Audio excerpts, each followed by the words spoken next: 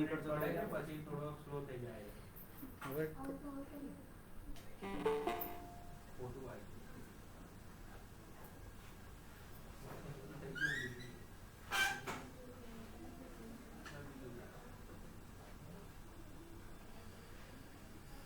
Yes, we are starting now. Live is okay. Screen share आना बाकी है. See, we were in the middle of this chapter. Numerical solve किए थे हमने इसके रेपो के.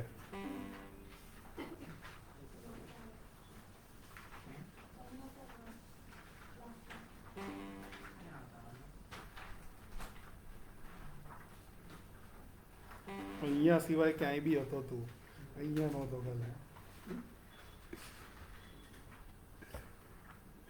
ચલા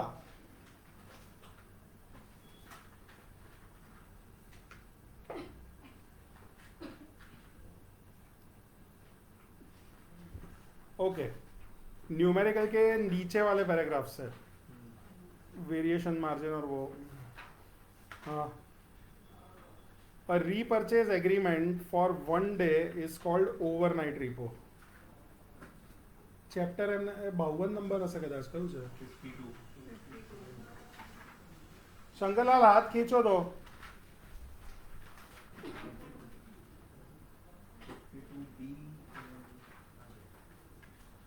वो हेयर कट वाला था ना, उसके नीचे variation margin.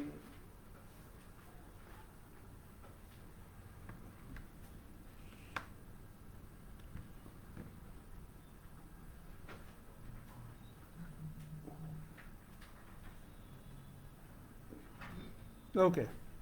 A repurchase agreement for 1 day is called overnight repo, right? And agreement covering a longer period is called term repo.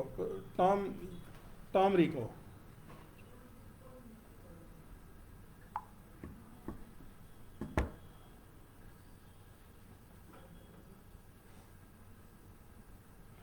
Due to short-term collateralized nature of repo and the fact that collateral is usually high-quality liquid sovereign bonds, interest rates are customarily less than the rate on bank loans or other short-term borrowings, right?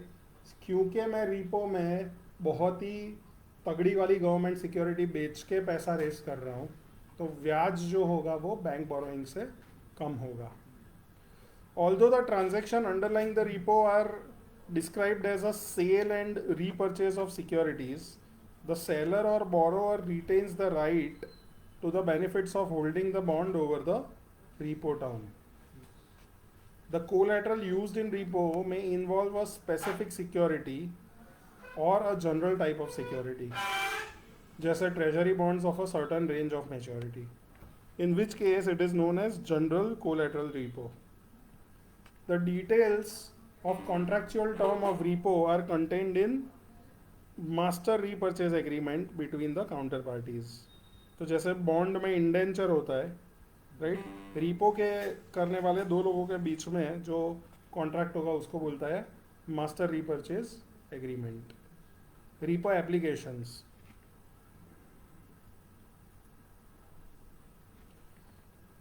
The main uses of repurchase agreement are as follows. Financial institution enter repo as security sellers, borrowers to finance position in securities held in their trading activities. Right? Financial institutions जो है वो repo में enter क्यों करते हैं? Right?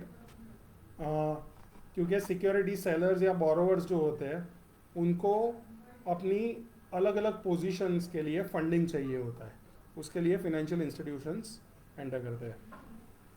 Banks and institutional investors such as mutual funds and pension funds enter repos as security buyers or lenders, बराबर, to earn the repo rate on excess short term funds, right? तो institutions जो है उनको पैसा चाहिए. Banks और दूसरे जो इंस्टीट्यूशंस है जैसे पेंशन फंड और वो उनको पैसा कमाना है, राइट? इसीलिए वो रिपो बायर बन जाते हैं. Central bank may use repos to enact monetary policy, buying securities or lending to increase the money supply, and selling securities or borrowing to decrease the money supply.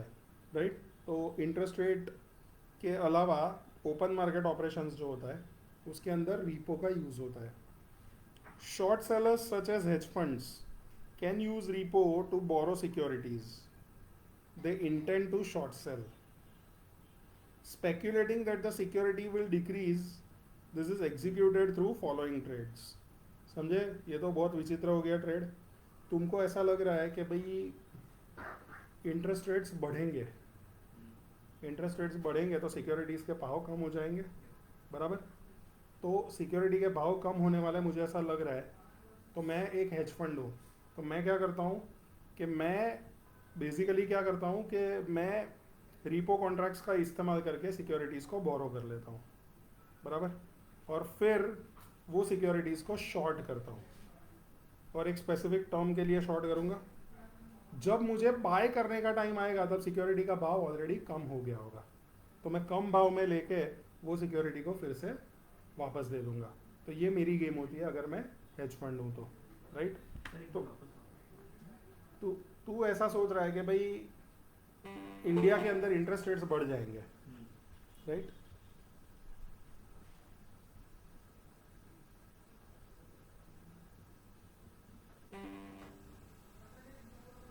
India के अंदर interest rates बढ़ जाएंगे तो India के treasury bills और वो सब के भाव कम हो जाएंगे, राइट.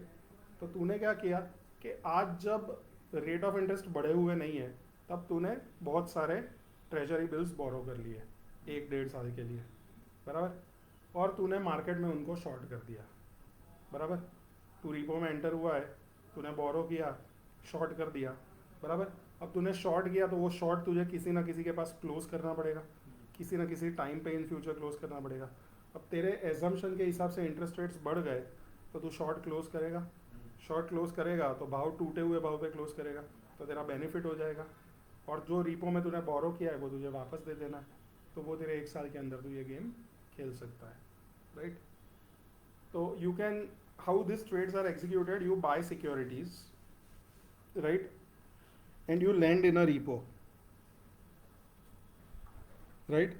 बाय करो security, lend in a repo, repo में लैंड करो, शॉर्ट सेल कर दो, ठीक है, ओपन मार्केट में. Buy back the securities in open market before the repo term ending, deliver the securities back to repo counter party at maturity. सही है. तो ये गेम तुम खेल सकते हो. તો સર ભાવ તો પહેલે જે હવે સ્ટેટ્સનો ઓછો થઈ ગયો, હા, જેની જોડેથી લીધા તેને લોસ ના થાય. એવું નહીં. જે માણસે તને સિક્યોરિટી વેચેલી અને તે બોરો કરેલી, બરાબર, તારે તો એને એની જ સિક્યોરિટી આપી દેવાની છે, બરાબર. પણ પછી એ ગાળામાં તું એ સિક્યોરિટી જોડેથી શું કરે છે એમાં તારો પ્રોફિટ છે, બરાબર. તો તે શું કર્યું, એ ગાળામાં એ સિક્યોરિટી વેચી મારી વધારે ભાવમાં અને ઓછા ભાવમાં લઈ લીધી, એટલે તું ત્યાં પ્રોફિટ કમાઈ ગયો અને એની જ સિક્યોરિટી તે પાછી આપી દીધી. સો તે પ્રોફિટ બનાવી લીધો. પણ પેલા માટે તો લોસ થઈ જતો ને પછી, કારણ કે એનો ઓછા થઈ પણ એને તો એ સિક્યોરિટી લોંગ ટર્મ માટે હોલ્ડ કરવી છે કે એ તો મેચ્યોરિટી સુધી હોલ્ડ કરવાનો છે. જે માણસ મેચ્યોરિટી સુધી કોઈ સિક્યોરિટીને હોલ્ડ કરવાનો, એને વચ્ચે ઇન્ટરેસ્ટ રેટ ઉપર નીચે જાય છે એનો કોઈ ફરક જ નથી પડવાનો, કારણ કે એને તો કેશ ફ્લોઝ જે છે એ તો કન્ટિન્યુઅસલી આવ્યા કરશે, right. So that is the thing. The hedge fund earns the repo rate from being the lender in a repo and gains if the security value decreases. When the motivation to enter a repo is to borrow a security in this way, the participant is said to be entering a reverse repo, right? जब तुम्हारा intention होता है कि repo को बोरो करके उसको ठोक देना है, राइट, तो उसको ये लोग रिवर्स रिपो बोलते हैं. नॉट इन इंडियन कंटेक्स्ट हम क्या करते हैं कि repo rate is the rate at which RBI lends, बराबर, and reverse repo is the rate at which RBI borrows. But ये वो कंटेक्स्ट नहीं है. ये कंटेक्स्ट क्या है कि जब भी तुम सिक्योरिटीज को बोरो कर रहे हो, रिपो सिक्योरिटीज को, ताकि तुम उनको शॉर्ट सेल कर पाओ, तो उसको ये लोग बोलते हैं reverse repo, right. Short seller engaging in this type of transaction just described will need to एक सेकेंड.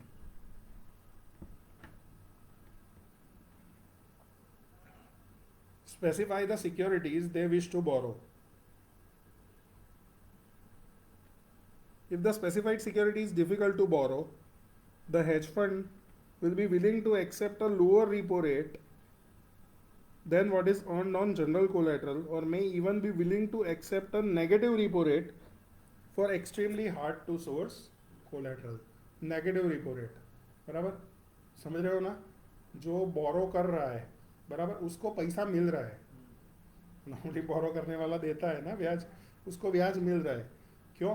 क्योंकि बोरो करने वाला ढूंढ ढूंढ के ऐसी सिक्योरिटी ला रहा है कि जो उसको पता है कि मैं इसको एक साल में ठोक के बहुत ज़्यादा पैसे बनाने वाला हूँ, राइट? तो मेरे को तो वो सिक्योरिटी पकड़ के रखनी पड़ रही है क्योंकि कायदा मेरे को बोल रहा है कि मैं ये सिक्योरिटी को नहीं बेच सकता, लेकिन मुझे पता है कि ये साला बहुत पैसे बनाएगा, तो मैं बोलता हूँ बोरो करनी है, अच्छा ठीक है चल तू बोरो भी कर और मुझे ब्याज भी दे, राइट? तो ये क्या हो गया? ये नेगेटिव रिपो रेट हो गया. सही है. Factors affecting the repo rate. The repo rate is usually higher when interest rate from alternative sources of short term funds are higher. बराबर. मार्केट में इंटरेस्ट रेट ज़्यादा तो रिपो रेट ज़्यादा. It is lower for high credit quality collateral. Collateral जितना मजबूत उतना repo rate कम. Higher for the longer term repo rate, right? जो भी लॉन्गर टर्म के है उसके लिए रेट ज़्यादा होगा. एक महीने का रिपो रेट एक साल के रिपो रेट से कम होगा, लॉजिकल है. Lower when collateral security is in high demand. Collateral security ऐसी है जो सॉलिड डिमांड में है तो रिपो रेट कम होगा. Higher if the repo is under collateralised और if collateral is specified but actually delivery but not actually delivered to the lender. मैंने बोल दिया कि हाँ कोलैटरल ये है, बराबर, ये मैं तेरे नाम कर दूंगा लेकिन मेरे पास रख रहा हूँ, राइट? तो मेरे पास सिक्योरिटी क्या हुई? कुछ नहीं. मतलब मेरे पास तो, मतलब मैं बोरोवर के पास तो बहुत हुई लेकिन देने वाले के पास तो कुछ नहीं हुई, तो वो ज़्यादा रिपो रेट मांगेगा क्योंकि डिलीवर नहीं हुई सिक्योरिटी, राइट? Repo risk. सबसे बड़ा रिस्क क्या होता है? Default. The lender fails to make the repurchase at the time of, at the end of repo, बराबर. अब इमेजिन करो कि तुमने बोरो किया, बराबर, शॉर्ट सेल किया, वैल्यू गिर गई, ठीक है. अब सामने वाले को वही सिक्योरिटी तुम्हें वापस देने की है और उसने लिया नहीं, तो तुम्हारी वाट लग गई यहाँ पे, तो वो रिस्क आएगा, right? Collateral risk related to value that can be generated for collateral in event of default.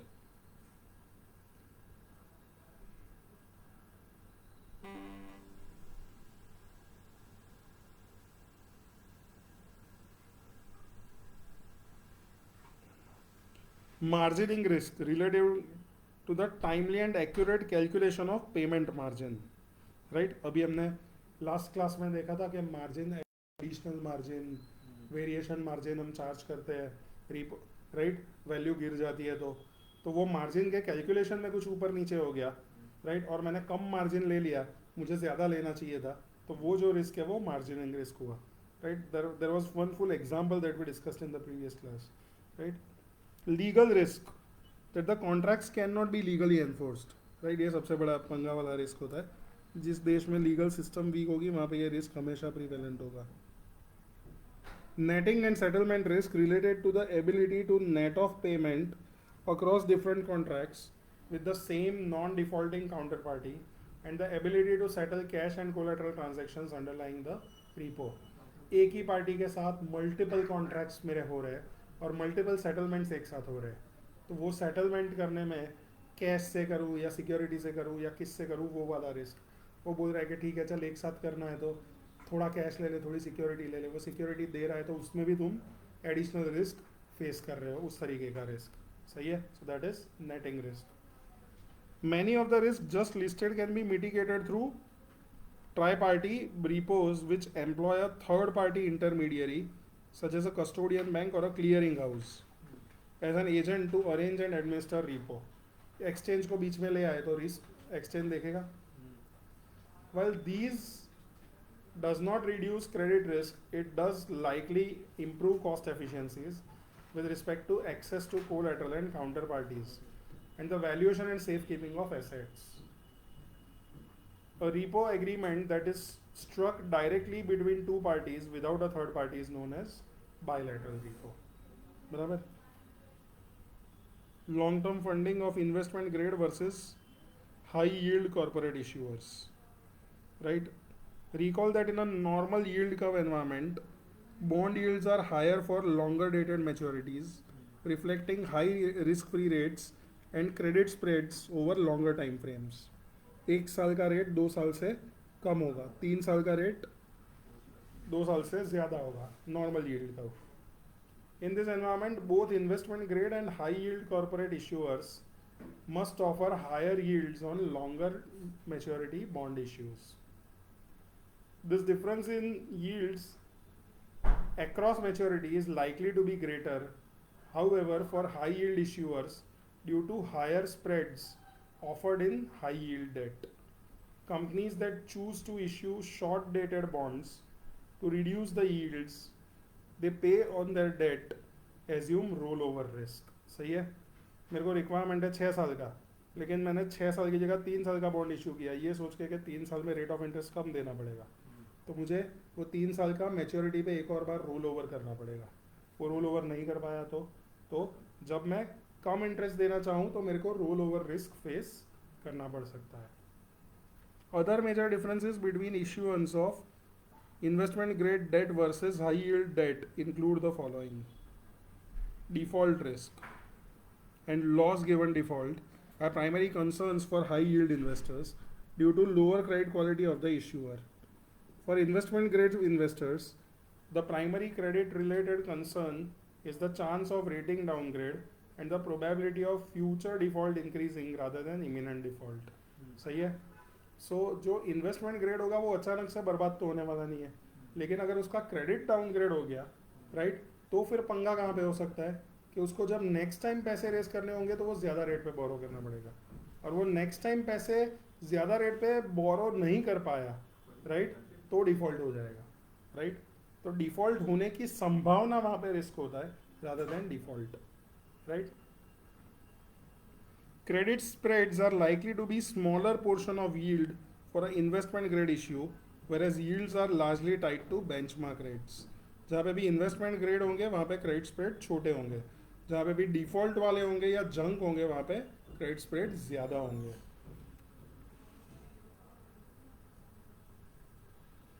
Investment grade issuers usually face only a few restrictive covenants on debt issues, typically limiting the liens, sale and leaseback arrangements on the core operating assets that are expected to generate the operating cash flows required to repay the debt. High yield issuers may face a large number of restrictive covenants which will be related to debt ratio, issuance of additional debt, distribution of capital to equity investors. अब तुम पंगा क्या है कि जितना ज़्यादा risky होंगे लोग उतने ज़्यादा रिस्ट्रिक्शन लगाएंगे तुम्हारे पे कि भाई तेरा डेट इक्विटी 2:1 से तो नहीं होना चाहिए, तो तेरे पैसे इक्विटी वालों को डिविडेंड मत दे, पहले मेरा निपटा फिर डिविडेंड बढ़ा, राइट. इन्वेस्टमेंट ग्रेड में तुम ये दादागिरी नहीं कर सकते, तुम रिलायंस के बॉन्ड में नहीं कह सकते कि इतना डिविडेंड ही देना है, चला वो बोलेगा निकल यहाँ से, राइट. लेकिन तुम कोई फालतू कंपनी के बॉन्ड के अंदर ये कर सकते हो. ओ ओके. इन्वेस्टमेंट, अरे शंकरलाल थोड़ू पानी आपो ना.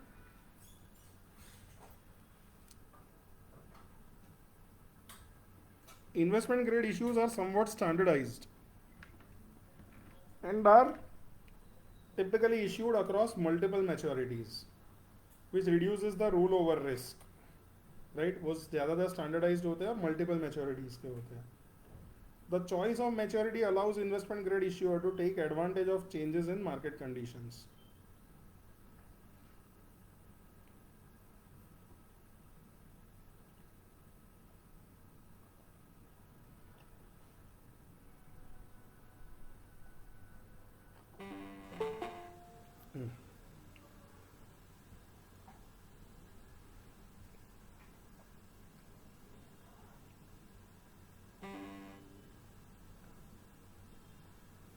High yield issues are likely to have more specific covenants and liens, making issues less standardized, right.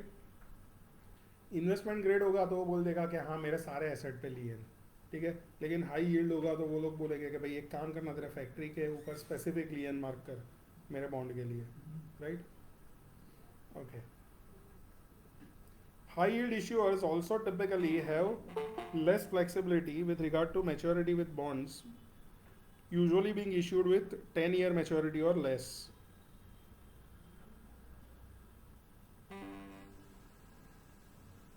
With less flexibility and less standardization, high yield issuers are less able to take advantage of opportunities to refinance debt when borrowing cost fall.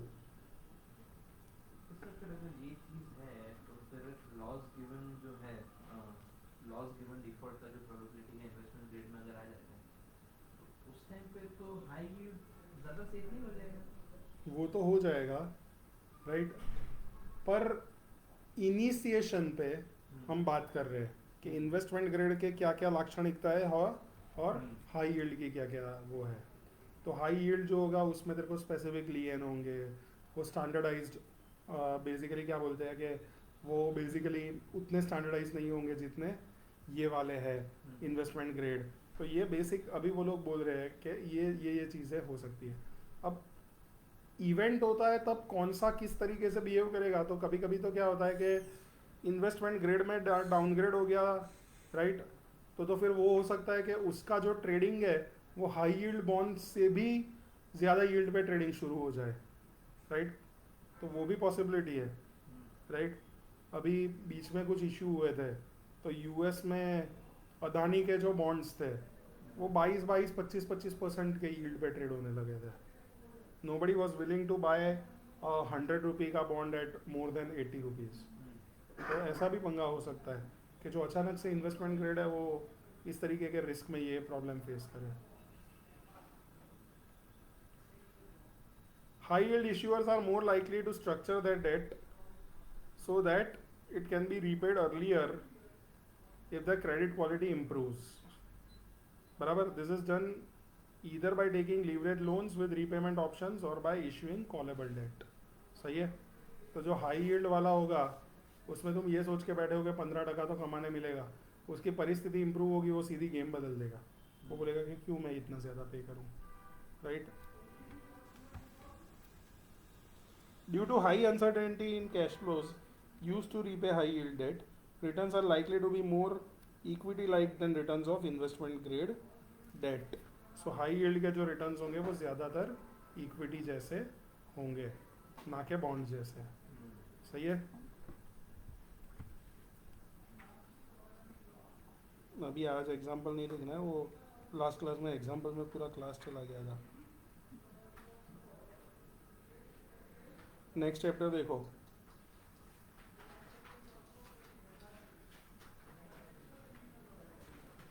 Chintu Pintu है, ख़त्म हो जाएगा आधे घंटे में.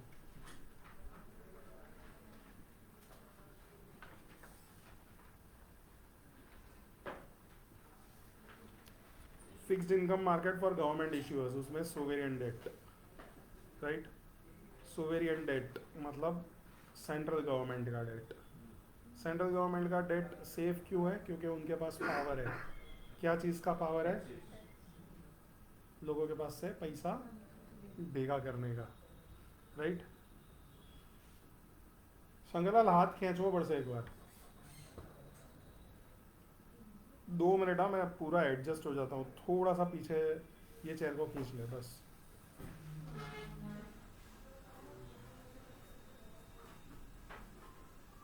खींच के पैर पूरा एडजस्ट कर दो ना एक बार. वरसाद रुक गई क्यों? अलर्ट तो नहीं है.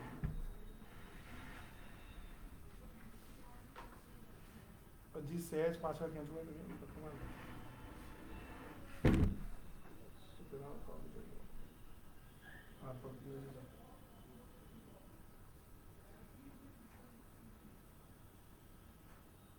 हाथ खेचो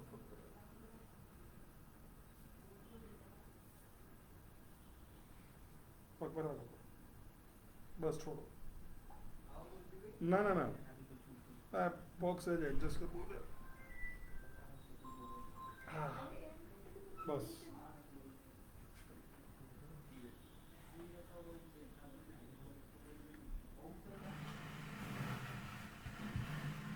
तो आटली पतली बॉटल क्या ले आई तू 500 ml ની બોટલ જોઈ ને આટલે આટલામાં આવી જાય એવી બોટલ ઓકે એન્ટીની બે આંગળી વચ્ચે જગ્યા સરકી બી જાય સોવેરિયન ડેટ પેલા ના ફોન કરતા તારી તારી તારી બોટલનું વજન ઓછું હશે ભરેલી બોટલનું ઇવન મારા મારા ફોન કરતા બી ઓછું હશે આ 250 ml નું તો વજન હશે हाँ 250 ग्राम ससुरा अपने एरिया ऑफ इंटरेस्ट को तुरंत पकड़ लेंगे चलो sovereign debt national governments issue bonds to raise funds for spending on public goods and service and investment in public infra right इसीलिए इनको पैसा चाहिए these sovereign issues are backed by power to collect taxes and therefore typically carry the highest credit rating in the domestic market. Sovereign issuers are usually the largest debt issuers in the domestic market. Public sector issuers such as government prepare financial reports, but the accounting standards that apply differ from those in private sector. Generally, public sector accounting standards are based more on cash transactions and less on accruals. RBI की जो balance sheet बनती है और एक company की जो balance sheet बनती है उसके अंदर जो अकाउंटिंग स्टैंडर्ड्स होते हैं वो पूरे के पूरे अलग होते हैं क्योंकि देश का अकाउंटिंग और कंपनी का अकाउंटिंग ड्रास्टिकली डिफरेंट हो जाता है right When assessing the financial statement of a government, analysts should consider the issuer to have economic balance sheet that includes implied assets, example, expected future tax revenues, and implied liabilities, example, promised future expenditures, in addition to financial assets and liabilities reported in public accounts.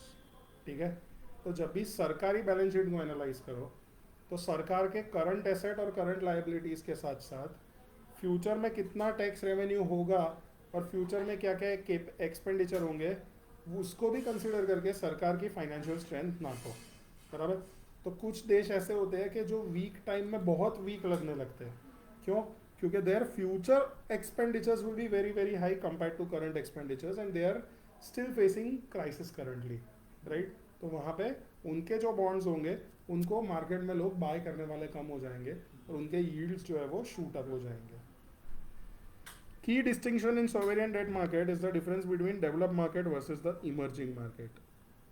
Developed market sovereign issuers have stable, diversified economies with consistent and transparent fiscal policy. Debt is denominated in a reserve currency. Example, a major currency held as reserves by central bank across the world and widely used in international trade such as US dollars or Chinese renminbi. Right? ज़्यादातर US dollar right emerging markets sovereign debt typically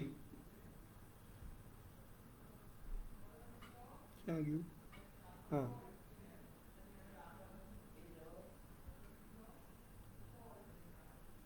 हाँ typically has faster growing less stable and more concentrated economies and consequentially less stable tax revenues which are sometimes tied to dominant industry or commodity right आओ कभी India में right और जितना GST collection हो रहा है हर महीने उसका स्टैंडर्ड डेविएशन निकालो our taxes are our collection जो है दैट इज उसका जो स्टैंडर्ड डेविएशन होगा will be lesser than something like America right वहाँ के जीएसटी का जो कलेक्शन है उससे राइट हमारा इतना स्टेडी कलेक्शन हो गया है राइट और रिस्क मेजर करना ही है तो डाउनसाइड रिस्क होना चाहिए ना upside is not risk 1,10,000 crore का 1,20,000 करोड़ हो रहा है तो दैट इज नॉट रिस्क लेकिन 1,20,000 करोड़ से 1,15,000 करोड़ हो रहा है तो दैट इज रिस्क तो उसका डेविएशन निकालो राइट तो वो डेविएशन जो है वो तो इंडिया में नेक्स्ट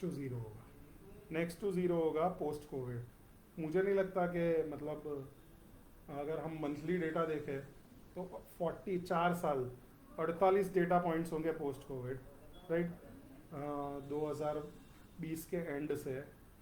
तो मुझे नहीं लगता कि 12 डेटा पॉइंट्स या उससे ज़्यादा ऐसे होंगे जिसमें जिसमें जीएसटी रेवेन्यू डिक्लाइनिंग होगी। More than 75% of the month on month basis पे revenue will be increasing, right. So this is the strength of a stable tax generating economy, right. अगर वो स्टेबल रहा, राइट, तो अल्टीमेटली तुम्हारे bonds upgrade होंगे।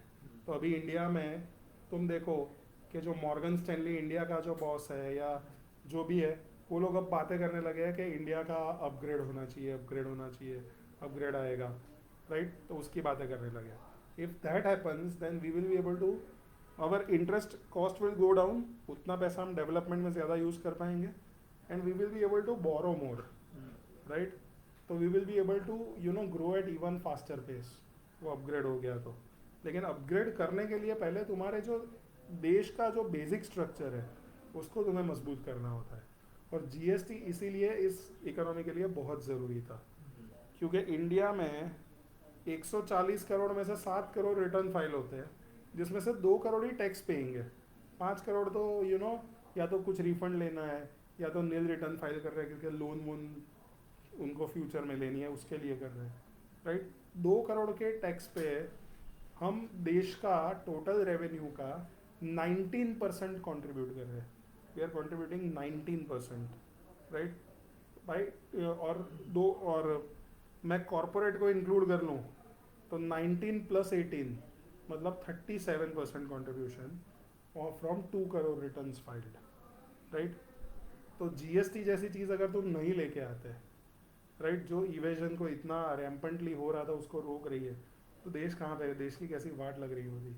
And with rising population देश की भी फंडिंग की रिक्वायरमेंट बढ़ रही है, उनको भी बिल्डिंग्स बनाने हैं, उनको भी रोड्स बनाने हैं, उनको भी ब्रिजेस बनाने हैं, उनको भी सारी चीज़ें फास्ट करनी है, राइट। तो उनको भी पैसों की ज़रूरत है। तो GST was very very important for economy. Okay, emerging market debt is often raised to fund investment in economic growth and can be domestic debt or external debt, right। emerging market जो है वो या तो public के पास से लेगा domestic date, या तो फिर एक्सटर्नल मतलब बाहर से बोरो करेगा, आईएमएफ और वो सब के पास से भीख मांगेगी। Domestic debt is issued in nations home currency and is held by domestic investors, right. PPF से उठाया हुआ पैसा, राइट, सुकन्या समृद्धि का पैसा जो गवर्नमेंट के पास है, अल्टीमेटली गवर्नमेंट के लिए डेट है, राइट, और गवर्नमेंट को उसे देना है, राइट। लेकिन वो क्या है, डोमेस्टिक डेट है, वो गवर्नमेंट पे इतना बड़ा बर्डन नहीं है। That currency might not be freely convertible into other currencies due to illiquidity or restriction on capital flows. External debt is debt owed to foreign creditors and may be denominated in government's home currency or foreign reserve currency. When external debt is denominated in reserve currency, foreign investors avoid the direct currency risk of the issuer's currency weakening, but investors still faces indirect currency risk related to emerging market government generating enough flows of the reserve currency to make repayment on its external debt, बराबर। Dollar में बोरो करना है तो India के लिए risk है कि साला डॉलर का भाव बढ़ गया तो कौन है, क्या हुआ ग्रुप में कोई आया है जेल, अच्छा लेट मी अभी यही बताया होगा। ओके, तो उसका टाइम फिक्स रहता है, पर नहीं देखा तो लेक्चर तभी भी हो। झील देखा तो नहीं, लेकिन यू आर नॉट विजिबल, मतलब नहीं है, क्यू में ही नहीं है वो, इसको क्या बोलते हैं ये नहीं ये गूगल मीट की क्यू को क्या बोला जाता है, मीटिंग हाँ, रूम यू आर नॉट मतलब visible in waiting room. Fix से रही तो लिख देते हैं। देखते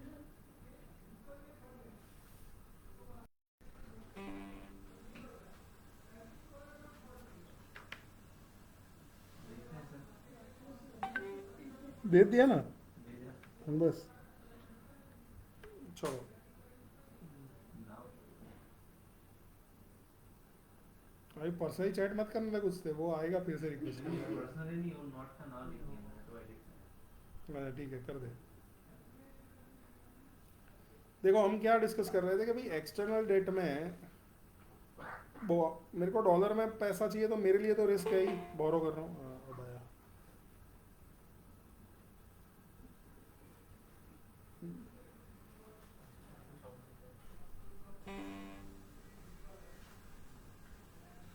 राइट, लेकिन पैसे देने वाले के लिए भी रिस्क है कि मैं इंडिया को जो लोन दे रहा हूँ वो डॉलर वाली लोन है। साला इंडिया इतने तो डॉलर जनरेट कर पाएगा ना कि मेरा इंटरेस्ट और मेरा प्रिंसिपल रीपे कर दे। राइट, तो वो एक, वो उसको लोन को ग्रांट में कन्वर्ट नहीं करवाना है। राइट, खराब लगता है क्या लोन आप ही रही ग्रांट में देगी तो, या तो फिर तुम बड़े हरामी हो, तुम चाइना बन जाओ, लोन को इक्विटी में कन्वर्ट करा लो। राइट, चाइना की पता है गेम ये है, वो लोग क्या करते हैं कि तुमको पोर्ट डेवलप करना है, हैं पैसे चाहिए, ले जाओ बहुत पैसे हैं, पैसे दे देंगे, बराबर। और वो पैसे तुम्हारे सरकार के मंत्रियों को खिला पिला के तुमको आईएमएफ और वो जो लोन मिल रही है उससे थोड़े महंगे में ही देंगे, बराबर। और वो पैसे दे दिए, फिर बेसिकली 2-3 इंस्टॉलमेंट में तुम्हारा पंगा होगा, चलाएंगे, 1 आध साल तक पंगा होगा, चलाएंगे, फिर तुम्हारा जेन्युइन पंगा होने लगेगा तो बोलेंगे कि यार अब तो नहीं चलेगा, एक काम कर, तेरा जो डेट है उसको इक्विटी में कन्वर्ट करा दे। तो डेट को इक्विटी में कन्वर्ट करता दिया, मतलब वो पोर्ट किसका हो गया, वो पोर्ट हो गया चाइना का। राइट, फिर वहाँ पे उसको जो हरकतें करनी होगी वो करेगा। तो ऐसे वो लोगों ने चाइना का हम्बन तोता पोर्ट, राइट, वो उठा लिया। राइट, तो इस तरीके से वो अफ्रीका में भी गेम खेल रहे हैं, पाकिस्तान में भी अलग अलग जगह पे खेल रहे हैं। Right, so this is another way, a new way of expanding your geography which they are following. Right, so external debt issue करने वाले को भी रिस्क है।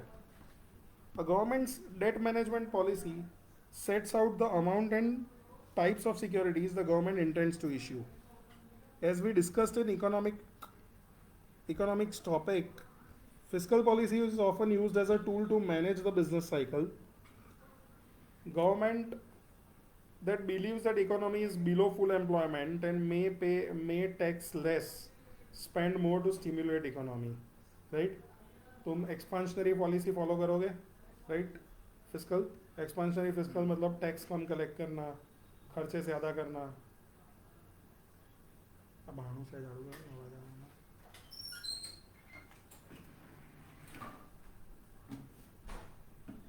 राइट, उससे क्या होगा, उससे बेसिकली फंडिंग की रिक्वायरमेंट बढ़ेगी। Right, this may require the government to issue new debt. Analysts who wish to forecast a government's debt issuance needs should focus on its policy as well as how cyclical and inflation sensitive its revenues and spending are.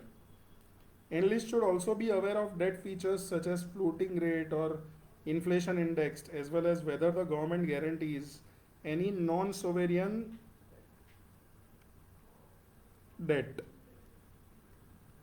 Recall from the economics topic area the condition of Ricardian equivalence. Ricardian equivalence क्या था कि private debt, right, will replace the public debt. right, वो लोग बहुत शाना होके सोचने लगते हैं। right, सरकार बहुत बोरो कर रही है, right, और इकोनॉमी को एक्सपांड करने का ट्राई कर रही है, तो लोग ये सोचते हैं कि भाई फ्यूचर में तो पंगे होने वाले हैं, टैक्स बढ़ेगा, ये होगा, ये करेंगे, तो वो अपना कंजम्पशन काट लेते हैं। राइट, अपना खुद का बोरोइंग कम कर देते हैं। राइट, और जो गवर्नमेंट को जिस तरीके के रिजल्ट चाहिए होते हैं उनको वो रिजल्ट मिलते नहीं है। Right, which suggests that taxpayers expect that future tax will have to repay any debt the government issues. Right, अभी जो गवर्नमेंट इशू कर रही है वो कैसे कलेक्ट करेगी, टैक्स से ही कलेक्ट करेगी। This would imply that government should be indifferent among possible maturities of its debt, but only under all the following assumption about taxpayer behavior. They will increase savings when they expect higher future taxes. They have rational expectations, expecting tax decrease in present to be offset by tax increase in the future. अभी का फायदा भविष्य का नुकसान है, क्योंकि अभी का फायदा जो है वो डेफिसिट को बढ़ा रहा है, राइट? तो ये लोगों को सोचना चाहिए, लेकिन ये साथ साथ में अपनी करंट गवर्नमेंट को भी सोचना चाहिए था इस बजट में, राइट? लेकिन वो लोगों ने नहीं सोचा. तो we will see what happens in Maharashtra, right? they will see what will happen in Maharashtra. Assembly election जाएगा उनसे, Haryana, Maharashtra. And Maharashtra is the best cake of India, right? The state which has Mumbai, right? The state which has financial capital, the state which has, you know, industries, which has farmers producing sugar and मतलब, you know, हाँ sugar cane वाले, मतलब बहुत बहुत बड़ी cake है महाराष्ट्र. वहाँ पे एग्रीकल्चर वाला भी खुश होता है, इंडस्ट्री वाला भी खुश होता है, सर्विसेज वाला भी खुश होता है. तो महाराष्ट्र को राज करने के लिए बीजेपी के अगेंस्ट तीनों मिल गए थे. ये तो फिर वो लोगों ने तोड़फोड़ किया. बाकी उद्धव ठाकरे के साथ शरद पवार और राहुल गांधी सब बैठ गए थे, क्योंकि उनको महाराष्ट्र नहीं जाने देना था. और जैसे ही बैठे वो लोगों ने क्या किया, वो लोगों ने पुराने कॉन्ट्रैक्ट्स कैंसिल करना शुरू किया. क्यों? क्योंकि पुराने कॉन्ट्रैक्ट्स में जो खाया पिया वो बीजेपी ने खाया पिया. अब गेम बदल गई, नवी घोड़ी न दाओ, राइट? अब मुझे खिलाओ, मेरा मेरा पहला शुरू करो, राइट? सो वो महाराष्ट्र में ये है. Maharashtra is a big thing. Maharashtra, Karnataka, these are two very very big states. यहाँ पे मतलब जीतना, मतलब तुम्हारी रीजनल पार्टी हो ना तो वो भी बहुत पैसे वाली हो जाती है. ये दो जगह पे जीतने वाली है. तो ये दो तीन जगह ऐसी है जहाँ पे कांग्रेस भी पता है कि वो इतनी वीक नहीं हुई जितनी बाकी सब जगह पे वीक हो गई, राइट? वो वहाँ पे उनका कैडर वो लोगों ने उतना तो मेंटेन रखा, वरना तो खलास हो जाते कांग्रेस वाले, राइट? अभी तो रिवाइवल का टाइम चल रहा है उनका. Things are looking bleak for BJP and you know positive for Congress. They can borrow and lend in capital markets that have no transaction cost, right? How is that possible? The answer is no, it is not possible. They can and will pass tax saving on to future generation, which is very much possible, right? अपने तो बचाते ही इसीलिए कि बाद में बच्चे खुश हो. जिनके बच्चे नहीं होते वो भी बचाते हैं, राइट? पता नहीं किसके लिए, राइट? लेकिन इंडियन फैमिलीज तो जो भी करती है वो नेक्स्ट जनरेशन के लिए ही करती है, right? Because these assumptions do not hold in practice, government must manage how much of their debt in short term or longer term.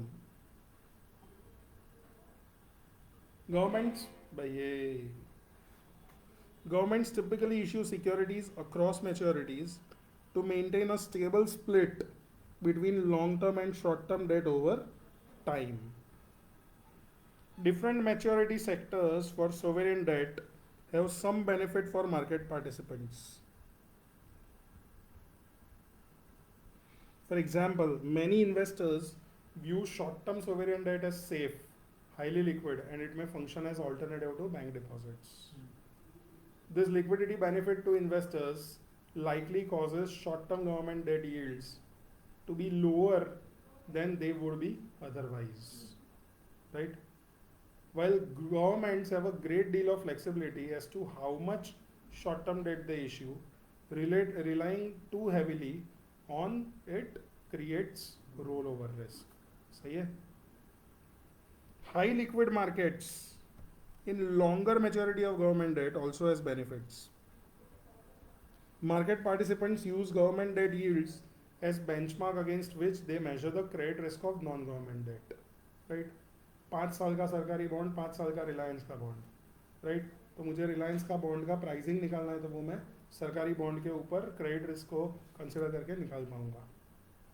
Asset managers and financial institutions often rely on government debt in interest rate risk management and use it as a collateral in transactions such as repo. Central banks buy and sell government debt of various maturities to conduct the monetary policies. Non-sovereign government debt are issued by states provinces, counties, entities created to fund and provide services, right? For example, hospital के लिए, airport के लिए, municipal services के लिए. तो India में Uttar Pradesh state government का bond है, मध्य प्रदेश स्टेट गवर्नमेंट के बॉन्ड्स है. ये सारे बॉन्ड्स 9% के आसपास के रिटर्न देते हैं, 9.9% के आसपास के. लेकिन इनमें मिनिमम टिकट साइज जो होती है वो 10 लाख रुपए से शुरू होती है, 10 lakh and multiple of 10 lakh. कुछ कुछ तो होते हैं उनमें करोड़ और उसके मल्टीपल से शुरू होते हैं, राइट? तो वो फॉर इंस्टीट्यूशंस वो बहुत बड़ा मार्केट है, राइट? एजेंसी बॉन्ड्स और quasi government bonds are issued by entities that national government creates for specific purpose, such as financing infra investment or providing mortgage financing. So NABARD जो है वो अगर बॉन्ड इशू करेगा तो वो एजेंसी या क्वासी गवर्नमेंट बॉन्ड होगा.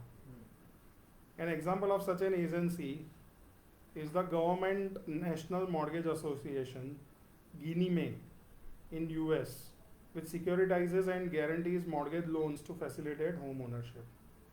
GNMA issues debt securities to finance its operations, the repayment source for which are guarantor fees from the business alongside government backing. When they are backed by sovereign entity, agency bonds typically have yields and credit ratings which are closely aligned with government. सही है? तो दादा नहीं हूँ लेकिन दादा का दोस्त हूँ तो लोग मेरे से उतना ही डरेंगे, समझे ना? That is the thing. Local and regional government authorities may issue debt raised for general public spending backed by local tax raising powers, referred to as general obligation bonds or GO bonds, or debt issued to fund a specific project, which are called revenue bonds, right? Where the source of repayment is fees from the use of infra funds by the bond issue. सही है? So UP में वो लोगों ने अगर bond issue किया हो कि हम यूपी के वाराणसी से लेके लखनऊ तक का 8 लेन हाईवे बनाना चाहते हैं, तो वो क्या हो जाएगा? रेवेन्यू बॉन्ड हो जाएगा, क्योंकि वो इंफ्रा प्रोजेक्ट के लिए हुआ है, उसके टोल कलेक्शन में से ये रीपेमेंट होगा. लेकिन अगर वो लोगों ने, यूपी गवर्नमेंट ने म्यूनसिपल पर्पसेस के लिए लोन लिया हुआ है तो वो बॉन्ड इशू किया है, तो वो क्या हो जाएगा? जियो बॉन्ड हो जाएगा, general obligation bond, right? Supranational bonds are issued by international institutions such as World Bank, IMF and ADB, which have been set up by multiple sovereign governments to promote economic cooperation, trade or economic growth. Bonds issued by supranational agencies typically have high credit quality and some issues are highly liquid. सही है?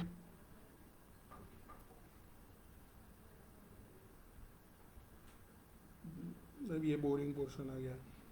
When corporate issuers of debt raise debt finance as required, sovereign issuers use regular public auctions to issue government debt securities. India में auction से पहले हम क्या करते थे? उसको प्राइमरी डीलर्स को बेचा करते थे, right? So India hired primary dealers, bonds were sold to primary dealers and those bonds were sold to public. Buyers can make competitive bids and non-competitive bids at government debt auctions. Competitive bids are used to set the price of the debt issue, while non-competitive bids are guaranteed to have their allocation met at the price determined by competitive bids. मतलब मेरी bid competitive है, मतलब क्या कि अगर मैंने कम bid किया हुआ है, बराबर, तो मुझे मत देना. लेकिन अगर मेरी बिड नॉन कॉम्पिटिटिव है, मतलब मैंने कम बिड किया हुआ है फिर भी जो भाव नक्की हो मुझे तो दे ही देना, that is a non competitive bid. समझे ना? The auction is conducted by first allocating bonds to non-competitive bids. जो बोलते हैं कि हाँ जो भाव हो तो उनको पहले दे देते हैं. Then competitive bids are ranked in order of highest price. Bonds are allocated to competitive bids starting with the highest price and moving through the auction order book until the offering amount is met. बराबर? The yield of successful competitive bid with the lowest price is referred to as cutoff yield. Under the single price auction, all investors pays the price associated with the cutoff yield regardless of the yield they actually bid. Under multiple price auctions, successful competitive bidders actually pay the price that they bid for. सही है ना? नहीं? A government issuer that wishes to minimize yield. एक second कोई message आ रहा है.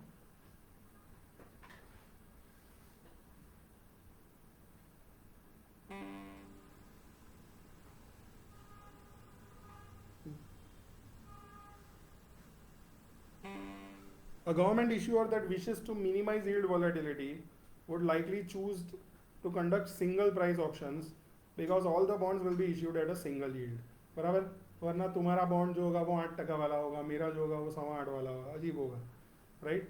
This decrease in yield volatility may increase the chance of successful auction, distribute bonds more broadly among investors, result in lower cost of funds, because successful competitive bidders in a multiple price auction pay what they actually bid. It is likely that bids will be close together and large in size. Sovereign issuer typically designates a certain financial institution as primary dealer. Again, that are required to make competitive bids in an auction, submit the bids in auction on behalf of the third parties, and act as a counterparty to the central bank when it buys and sells security to carry out the monetary policy. Once issued, sovereign debt typically trades in port-driven OTC dealer market in a similar fashion. Trading is most active and price are most informative for the most recently issued government securities at a particular maturity. These issues are referred to as on-the-run bonds, and these yields are typically used to represent default risk-free benchmark yields when constructing the yield curves. So सबसे recently issue हुए government securities for a particular maturity, right? वो जो होंगे उसके जो yield होंगे वो तुम्हारे benchmark yields बनेंगे. सही है? Investor in government securities may have non-economic objective. For example, government bonds are often used by central banks to conduct monetary policy. Foreign government purchase sovereign bonds of other nations as reserves, and some financial institutions are required to hold government bonds to comply with regulations. The presence of such investors decrease the yields of sovereign bonds relative to those of non-sovereign issuers. सही है? ये कितना छोटा और cute chapter था, खत्म हो गया.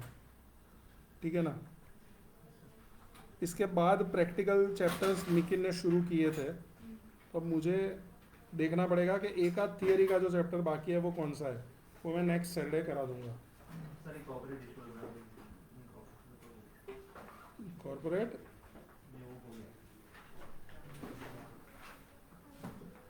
बड़ा कंफ्यूज करो मत हमको. हम